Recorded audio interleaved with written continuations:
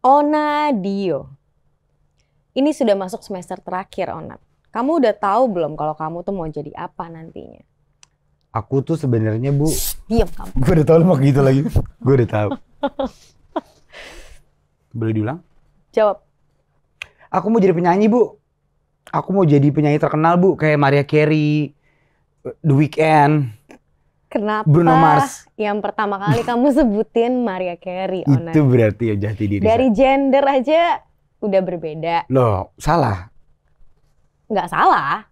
Ibu suka penyanyi siapa? Enggak, kamu kenapa nanya sama saya? Saya suka King Nasar. Salah. Ada yang salah? Enggak ada. Seperti mati lampu. Yes, sayang. Nggak usah dilanjutin Bu, ini Terima lagi kasih. dosen. Oke, ya nggak apa-apa, dosen nggak boleh nyanyi. Saya dosen yang hobi.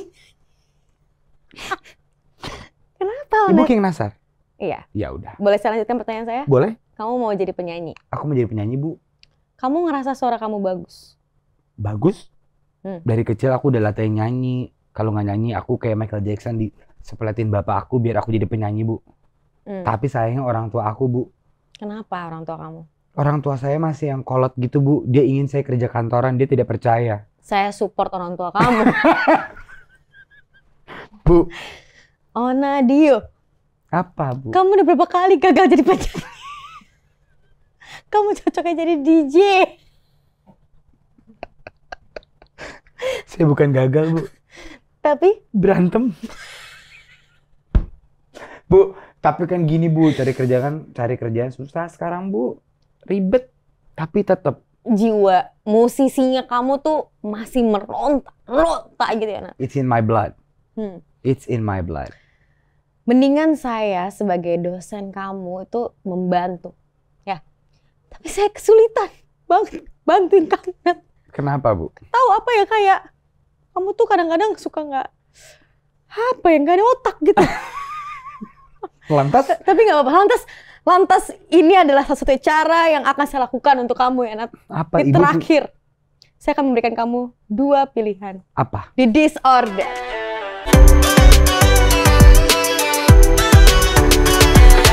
Pertama, Apa? Onadio, kamu lebih suka office hour atau flexible hour? Flexible hour. Oke. Kamu lebih suka yang masuk pagi atau pulang pagi? Aku masuk pagi, pulang 3 hari kemudian pagi juga. Tanpa kamu jawab, aku sudah tahu. Iya kan? Kerja Tandanya Bu. kamu suka orang yang kerja rodi Bu. kerja tanpa henti. Betul Bu. Betul. Betul. Oke. Kamu lebih suka yang di dalam atau di luar? Apa? Kerjanya. Oke. Kerja di dalam atau kerja di luar? Saya performer Bu, saya di luar. Saya entertainer Bu. Diam. Kamu nanya. Ibu lebih suka yang sebentar-sebentar gitu tapi sebentar. Atau lama-lama tapi lama. Kamu ngomong sekali saya siram pakai gas. Iya. Ibu yang suka sebentar tapi up. Apa lama tapi up. Siapa yang mau cari kerja dan mendapatkan uang dengan lama? Tentu saja semua orang mau dengan cara yang sebentar. Oke. Ya kan, dan di zaman sekarang ini sebenarnya kita banyak banget peluang-peluang yang bisa kita dapatkan, kita raih, kita gapai jika kita punya kemauan. Contohnya Bu. Kamu nanya contohnya apa? Bu dosen. Sekarang gini Bu. Bantu saya Bu. Bantu saya. Dari 3 menit 40 detik yang lalu, saya membantu kamu. Tidak. Di mana letak membantunya? Saya tidak butuh Ibu. Saya akan menghadirkan saudara-saudara, rekan-rekan, kerabat. Nyari lagi. Tekan Yang kelam. bisa membantu kamu, Onat. Yang mempunyai edukasi yang baik untuk kamu. Ada Bu orangnya. Banyak, Nat, kita doang nggak kurang. Mendingan kita langsung panggil saja ya. Siapa Bu? Ini dia, King Nasar. Kan, ntar lagi muncul kaget loh. Kita panggil ya Mas Willy Yes. dan juga Mas Andika. Silahkan masuk, Mas. Apa kabar? Apa Sehat, kabar? Om. Sehat. Sehat. Apa kabar? Silahkan Oke. duduk. Mas Will, dan Mas An. Ini Mas Will dan Mas An ini coba memperkenalkan diri dulu, Mas, kepada Onat dan juga teman-teman disorder lainnya. Oke. Biar- Gua dulu ya? Ya, Gua dulu. boleh. Oke.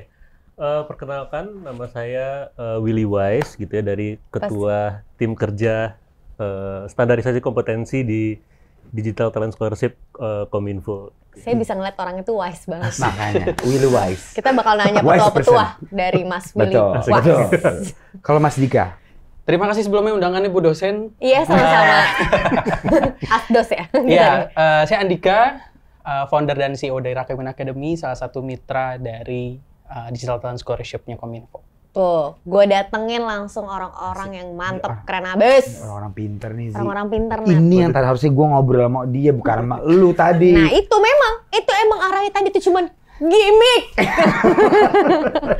Mas, tapi kita emang pengen ngobrol-ngobrol nih. Karena datangnya di Disordered, jadi kita biasanya akan memberikan 2 pertanyaan pilihan biasanya. Ya, gitu. Yang ya. mungkin emang ini pertanyaan dari teman-teman yang nonton Disordered juga. Ya. Tadi termasuk Onat. Betul. Onat nanya sama aku, gampang atau susah sih nyari kerja di zaman sekarang? Ini kan kita baru banget selesai nih endemik gitu kan. Kita pengen tahu nih pendapat dari Mas nih gimana sih sekarang tuh nyari kerja? Kalau menurut gue gitu ya, sebenarnya untuk gampang atau susahnya nyari kerja gampang atau susahnya dapat kerja sekarang itu relatif ya. Kembali lagi kepada depends on individunya ya, gimana kita mampu gitu ya, memiliki keinginan buat ningkatin skill dan keahlian gitu ya, agar terus relevan sama perkembangan zaman gitu ya. Okay. Karena ya kita tahu sendiri kan sekarang eranya digital, semua sektor udah beralih ke digital, sehingga pastinya akan ada profesi-profesi yang tergantikan nih sama teknologi. Untuk itulah ini yang menjadi tantangan kenapa penting untuk terus mengupgrade skill gitu. Iya, karena kita harus kreatif terus gitu ya Mas ya. Harus ada skill yang baru gitu ibaratnya ya. Mas Dika, menurut Mas Dika susah nggak cari kerja zaman sekarang? Zaman sekarang itu tetap gampang kalau kita punya orang dalam ya. Jadi ini saran yang paling penting yang mau saya sampaikan itu jarang dibahas di kampus soalnya. Betul. Network nyari orang dalam itu. Itu lebih penting. Bener, tapi berarti kita harus bergaul ya Mas. Harus nambah network juga ya. Betul. Kata-kata positifnya di situ. Kata-kata positifnya di situ ya. Tapi susah nggak nambah skill? Nambah skill sekarang aksesnya sih udah kebuka banget ya. Semuanya digital, 24 hours. 7 days bisa diakses semuanya, tinggal kitanya aja sih mau ngabisin waktunya, pengen scrolling aja atau kita pengen coba belajar hal baru. Contoh hal baru apa yang baru Mas Will sama Mas Dika pelajari? Ya, yang tadinya nggak kepikiran, akhirnya lu pelajarin mau nggak mau. Gitu. Kayak aku baru belajar tenis. Ya? Contoh, kan nggak harus kerjaan. Kita ngobrol-ngobrolin aja. Maksudnya itu kan kadang-kadang bisa jadi ladang pekerjaan loh. Betul. Gitu. Yang baru tadi kita omongin sebenarnya yang sekarang menarik itu jadi admin live shop-nya TikTok. Itu cuma tinggal modal ruangan aja dikit, belakang background-nya dibikin bagus sedikit, tinggal pintar ngoceh-ngoceh.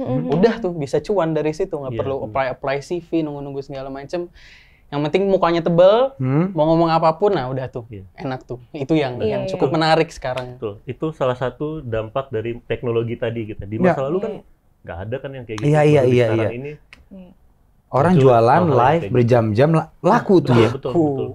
Oke. Mungkin sekarang karena emang generasinya generasi rebahan ya, jadi yang ditonton tuh ya udah enaknya tuh yang nyantai-nyantai aja. Iya. Ya waktu 2020 kita dipaksa untuk semuanya tuh secara online. Tapi mungkin dengan sejalannya waktu lama-lama orang udah mulai nyaman. Ya, betul. Jadinya udah habit baru. Iya, habit baru gitu ya. Jadi mulai beradaptasi gitu. Satu lagi nih, Disordered nih. Next, Nat. Kalian berdua nih, lu tipikal orang yang aktif untuk nambah skill apa udah nyaman di situ aja?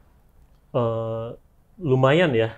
Dalam artian tiap saat tuh sekarang kan udah ini ya, ada aja hal baru pokoknya. Biasanya kalau gue tuh penasaran tuh pengen nyari, gimana sih kok bisa gitu sih? Jadi ya akhirnya jadi belajar, jadi bisa ningkatin skill juga gitu ya. Misalnya kayak sekarang tuh yang lagi hype apa ya? Macem-macem banyak banget lah. Contoh gitu nih misalkan kayak di tenis deh Mas gitu. Misal awal tadinya orang cuma olahraga doang gitu kan. Tapi ternyata sekarang jadi banyak banget orang yang ngebentuk komunitas-komunitas tenis gitu. Kayak akhirnya tuh menjadi ladang pencarian juga Nat untuk para coachnya. Dia sediain fasilitas tempat-tempatnya di banyak renovasi gitu. Karena jadi ladang rezeki juga. Dari awalnya cuma niatnya untuk berolahraga. Gitu ya, jadi ketika lo bisa melihat ada satu peluang, itu bisa jadi ladang pencarian baru gitu. Lo ngomongin tenis mulu karena lo bisa menang ya? Enggak, karena menurut iya. Iya kan? Enggak gitu, tapi maksud gue kayak kadang-kadang itu hal yang dulu tuh tenis kayaknya kesannya olahraga mahal, olahraga niche banget, niche market banget gitu segala macam. Tapi sebenarnya nggak juga kayak gitu. Ini contoh yang paling deket aja karena biasanya kalau kita mau ngejelasin sesuatu, lo ambil example yang paling deket sama lo dulu menurut gue. Nah, aku juga pengen tanya nih sama Mas Dika atau Mas Will gitu ya, kayak gimana cara kita menambah skill yang baik itu gimana sih gitu. Balik lagi ya, kayak di zaman sekarang itu semuanya udah terbuka semua ya. Kita tinggal niat aja pengen yang gimana gitu, karena kalau di era internet sekarang, sharing information sekarang gitu ya, sumber-sumber informasi itu bisa diakses dari tangan kita gitu ya. Makanya sekarang udah banyak course-course yang gratis, berbayar gitu ya, online, offline gitu. Jadi tinggal maunya kita aja kayak yang dibilang Mas Andika tadi, gimana supaya kita pengennya apa nih gitu. Udah. Kalau dia benar-benar unskill, dia nggak punya skill apa-apa. Nah, biasanya suka orang butuh wadah, Mas. Nah, betul. Biasanya ada wadah-wadah yang disediakan gitu. Mungkin Mas ada apa ya? Ada bukan bridgingan, ada bisa ngasih info lah ke teman-teman siapa tahu mempunyai wadah nih biar bisa sukses kayak Mas ini. Asik. Nah, kebetulan kalau kita untuk Mas, kenapa asik tuh Mas? Saya juga jadi asik gitu ya. Merasa tersanjung gitu. Kayak sukses asik gitu. Nggak apa-apa Mas, emang kita harus sombong aja di sini konsepnya. Nah, kebetulan banget nih kalau buat ningkatin skill, kita tuh punya namanya program Digital Talent Scholarship atau biasanya disebut DTS. DTS, oke. Oke banget lah pokoknya buat ningkatin skill tadi gitu ya. Di DTS tuh apa aja Mas belajarannya? Nah, di programnya. Nah, di DTS itu sendiri memang tujuannya adalah untuk upskilling, reskilling, equipping skills. Jadi komplit lah ya. Bagaimana kita bisa mencetak talenta-talenta yang handal di bidang digital supaya kita mampu punya daya saing lah. Oke. Di revolusi industri 4.0 sekarang kalau bahasanya gitu ya. Tapi ini semua free ya Mas ya? Iya, free. Karena ya sifatnya kan dari ini concern kita di Kominfo, bagaimana kita bisa menghasilkan talenta digital tadi. Jadi semuanya free, gratis. Sama sekali nggak bayar tuh. Nggak bayar, gratis. Udah gratis, terpercaya juga ya wadahnya. Betul. Nah, tapi apa aja sih program-program priority-nya Kominfo sekarang nih gitu? Pasti kan banyak nih skopnya gitu. Iya. Kalau di saat ini ya, Kominfo itu sedang fokus kepada akselerasi transformasi digital. Jadi itu apa tuh Mas? Jadi kalau transformasi bahasanya bombastis. Bahasanya bombastis ya. Gue ditawain gue tadi. Bukan gue kan yang bego ya. Gue udah tahu nih kuncian mereka, terus mereka agak komedi juga sama kayak gitu ya. Kita pancing kan tadi ngomong asik gitu. Dia nggak kuat menahan inner voice ya jiwanya. Apa tadi pertama sorry? Kita lagi fokus buat akselerasi transformasi digital dalam artian ya kita mendorong percepatan pindahnya dari analog ke digital gitu ya. Nah, ini kita lakukan dengan beberapa program prioritas di Kominfo sendiri. Yang pertama ada penyediaan akses dan infrastruktur gitu ya, kemudian ekosistem dan tata kelola, dan yang nggak kalah penting ya talent development. Bagaimana kita bisa mengembangkan sumber daya manusia tadi. SDM itu penting banget. Penting banget karena itu sebagai roda penggerak ke transformasi digital. Ya, kesulitannya apa setelah menjalani itu? Masih banyak orang yang gaptek nggak? Masih banyak. Masih banyak ya? Mendadak gagap ya? Gaptek. Masih banyak gaptek nggak? Ya. Kan untuk mendevelop ini kan banyak orang yang masih... Betul. Kalau kita lihat gitu ya, dari beberapa studi, misalnya dari McKinsey dan World Bank gitu ya, Indonesia ini dalam memprediksi gitu ya, sampai 2030 itu kita kekurangan kurang lebih 9 juta talenta di bidang digital. Dan kalau kita rata per tahunnya, itu jumlahnya hampir 600.000. Jadi inilah gap yang harus kita tutup. Kemudian kalau kita lihat studi lainnya gitu ya dari AWS dan Alpha Beta Advisor, itu jumlah angkatan kerja kita gitu ya hanya 19% yang memiliki skill di bidang digital. Jadi memang ini challenge sendiri kenapa kita akhirnya membuat DTS sendiri tadi, ya. kurang lebih seperti Jadi dikasih edukasinya gitu biar orang-orang yang nggak bisa akhirnya nambah skill baru dan akhirnya jadi bertambah tadi ya persenan itunya presentasinya. Tapi ini sejak kapan sih Mas adanya DTS ini mulai tergerak untuk bikin ini? DTS ini udah dari 2018 ya kalau nggak salah. Jadi udah sekitar 5 tahunan. Nah, ini menariknya ketika kita piloting di 2018 itu ada sekitar 1.000 peminatnya gitu ya. Banyak loh. Iya, lumayan. Nah, tahun depannya 2019 itu naik jadi 25.000, 50.000 sampai dari akhirnya 1.000 ke 25.000 tuh jauh banget. Iya. Karena lumayan nih demand-nya. Yang tertarik banyak banget karena memang gratis dan materinya oke punya gitu ya. Dan sekarang di tahun 2022 itu ada sekitar 200.000. Gokil. Seluruh Indonesia gitu ya. Gokil. Harus diapresiasi ya, soalnya berarti tandanya emang orang-orang tuh mulai tergerak untuk ngelakuin ngelakuin itu gitu untuk nambah skillnya mereka, udah mulai aware harus nambah skill gitu. Kita pengen ngobrol sama Mas Dika nih. Dari Mas Dika udah diam aja ngatin Mas Wil ngomong gitu kan. Kita tanya sama Mas Dika. Mas Dika lebih suka paha atau dada? Waduh. Pertanyaannya berubah ya. Loncatnya jauh ya. Gitu. Enggak, Mas Dika tuh lebih suka era digital atau era non-digital? Non-digital sih. Kalau di part konteks keseharian sih lebih suka non-digital ya, karena entah kenapa memori-memori indah masa lalu berasa banget kan kalau baku banget pas nggak ada digital ya kan, kayak nostalgianya kerasa gitu kan. Kita nggak pernah nostalgia scrolling Instagram tuh nggak ada gitu ya. Jadi digital lebih ke ekonominya, exposure keuangan itu luar biasa, tapi buat hal-hal yang sifatnya sangat personal gitu ya, itu non digital sih masih juara sih. Kayak lu dulu pasti kalau dengerin lagu beli kaset lu puter gitu ya, lu kusut ya kan. 2 jam benerin baca koran masih ambil lecok-lecok, kopi dengerin Walkman gitu ya Mas ya. Memori itunya lu kangenin ya sebenarnya. Cuman kalau kita ikutin mulu kan jadi nggak maju-maju ya. Karena kan zamannya terkikis sama digital. Pinter gue. Bisa gue sih. Oke. Tuh, tapi sih gue juga penasaran kenapa menurut kalian berdua nih ya, Om. Kenapa menurut lo dunia digital tuh diminati banget sama generasi Z? Why? Karena memang generasi Z ini lahir dan besar juga di dunia digital, jadi ya biasalah kita udah biasa hadir di hidup yang serba mudah. Ketika nggak difasilitasi dengan digital itu, ya kita nggak nyaman juga sih dengan mereka native gitu kan. Jadi mereka native lahir di era yang seperti itu, dan mereka ternyata luar biasa performanya gitu ya dalam konteks pekerjaan tuh. Generasi kreatif Z dunia digital ya luar biasa. Yang generasi sebelumnya nggak terpikirkan gitu ya, kita bisa achieve seperti itu. Dan emang mereka udah born. Salah satu faktornya karena ya mereka udah gampang mengakses teknologi ya, udah lebih terjangkau gitu. Mungkin beda kayak kita di zaman dulu kalau Mas Andika bilang tadi. Sama ya zaman kita ya? Nih. Yang paling tua siapa di sini? Sama kita semua 17 tahun. Siap. Jadi, tinggal ditambah ya berapa? 10, 20. Mereka udah terbiasa bergantung ya ke teknologi gitu ya. Kalau kita lihat beda banget nih. Misalnya kayak saya punya keponakan gitu ya di rumah gitu ya. Di usia mereka itu saya baru belajar ngetik tuh gue belajar ngetik gitu ya. 11 jari ya. 11 jari. 11 jari kaki. Waduh.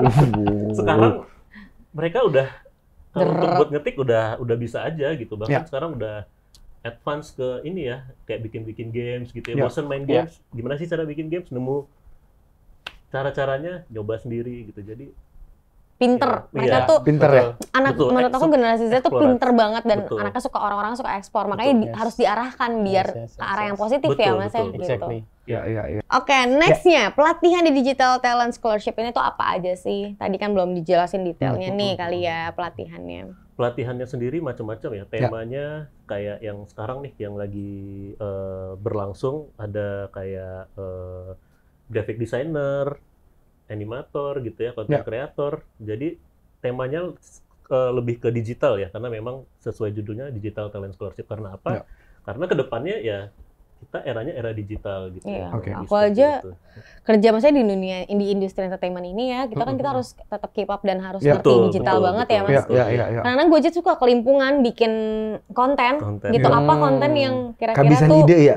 Iya, kehabisan ide dan gimana engagement sama brand sama market juga. Itu kan kita harus mikirin, karena dulu kita cuma kerjaannya misalkan kita photoshoot, kita syuting TVC, ya biarkan brand itu yang mengelola. Kalau sekarang kita yang harus kreatif untuk ngebikin, karena kita yang tahu nih market kita apa. Karena gitu. ya dunia digital ini dampaknya juga kepada pertumbuhan ekonomi ya. Kalau kita lihat data itu Indonesia itu tahun lalu itu kita yang terbesar pertumbuhan ekonomi digitalnya. Dan ini diprediksi akan terus meningkat sampai 2025 dan seterusnya gitu. Jadi memang gokil deh. Gokil potensi banget yang kita miliki. Potensial tinggal bagaimana kita memanfaatkannya. Oke. Kalau misalkan orang-orang yang ikutan DTS ini mereka mendapatkan benefit apa Mas? Misalkan atau dikasih pekerjaan kah langsung, atau potensi ada ordal jadinya mau kalau misalnya mau masuk Kominfo siapa tahu masuk gitu, atau gimana? Kalau benefitnya sendiri karena pertama yang jelas materinya punya ya, dalam artian kita bekerja sama dengan mitra-mitra perguruan tinggi,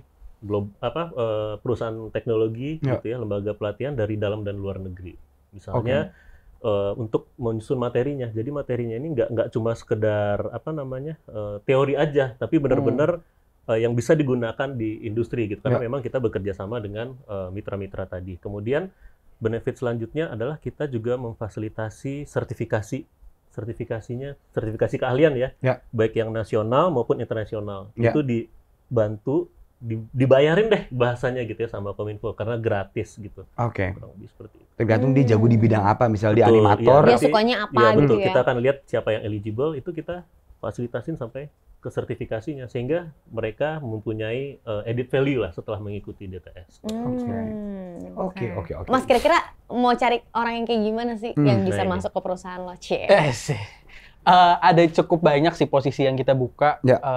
Mostly itu kita buka di marketing digital terutama gitu ya. Marketing digital, Developer juga kita lagi banyak banget hiring di situ. Utamanya sih yang kita cari yang memang punya portofolio gitu ya. Nah, tapi memang yang luar biasa dari DTS itu programnya memang selalu didesain setelah pelatihan itu nggak cuma jadinya belajar ngerjain ujian pilihan ganda gitu ya. Tapi di akhir tuh selalu bikin portofolio real konkret apa yang bisa dilakuin. Itu biasanya perusahaan happy tuh ngelihat orang-orang udah jelas apa yang bisa dilakuin. Iya, udah ada bisa, maksudnya bukti nyatanya gitu ya Mas ya, bukan cuman ya pernah ini, nah itu bisa ini gitu. Tapi Mas Rakamin itu udah berapa lama sih ikutan jadi rekanan sama DTS ini? Yes, kita udah 2 tahunan lebih untuk rekanan sama DTS dan cukup beragam ya kolaborasi yang kita lakuin. Sampai terakhir yang kita lakuin ini lagi fokus untuk ke platform pemagangan nih. Pemagangan? Betul, karena tadi ya disampaikan abis belajar aja, abis itu dipoles secara soft skill, mereka sebenarnya butuh exposure yang lebih dalam nih. Iya, buat butuh dunia banyak kerja. Inilah pengalaman. Betul. Biasanya soalnya kalau benar-benar habis belajar banget itu masih masih polos banget gitu kan.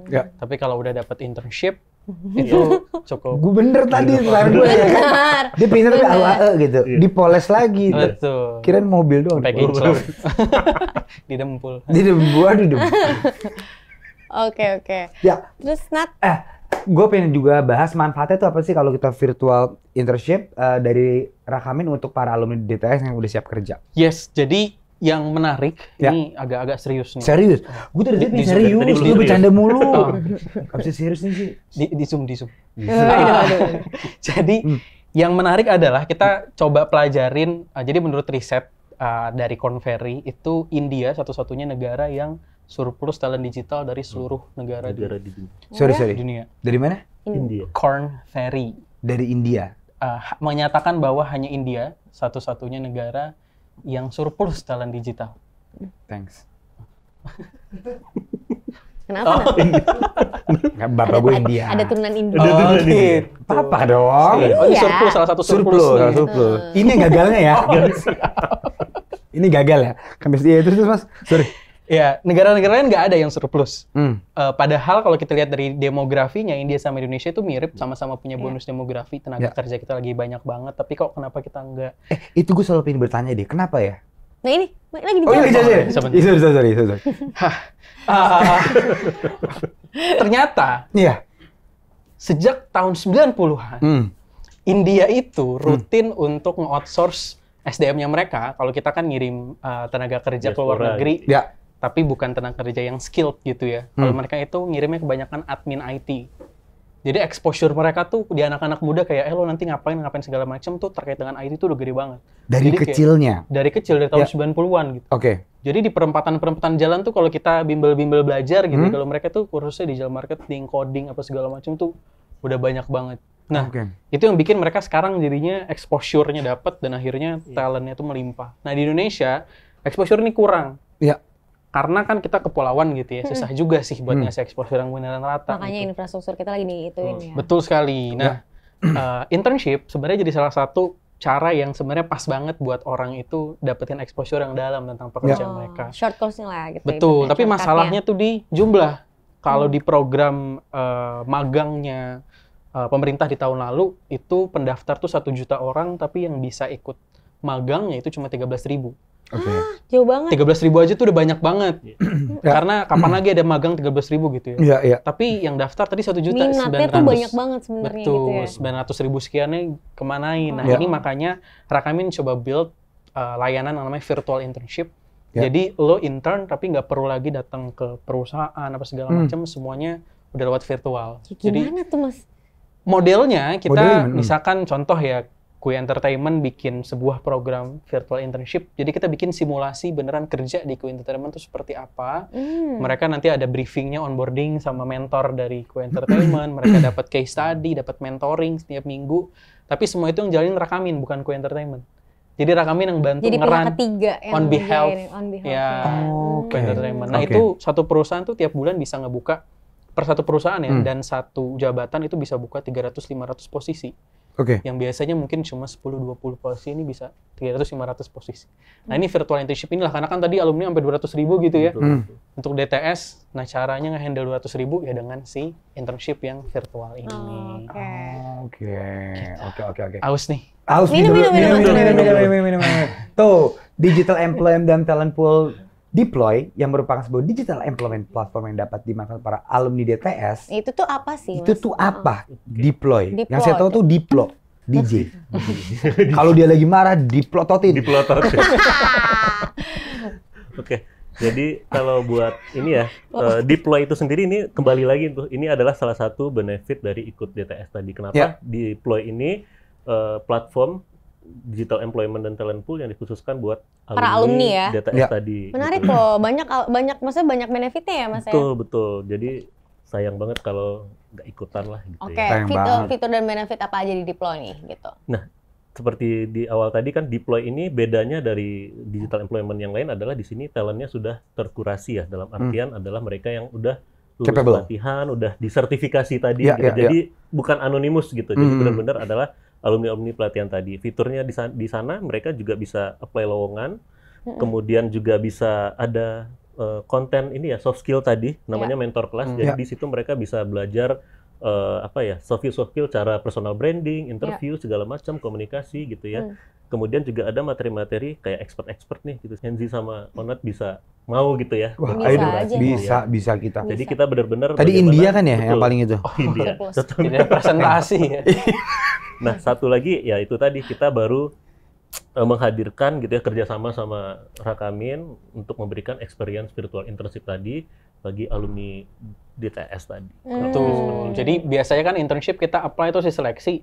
Kalau ikut DTS, ikut internshipnya itu kita jamin diterima.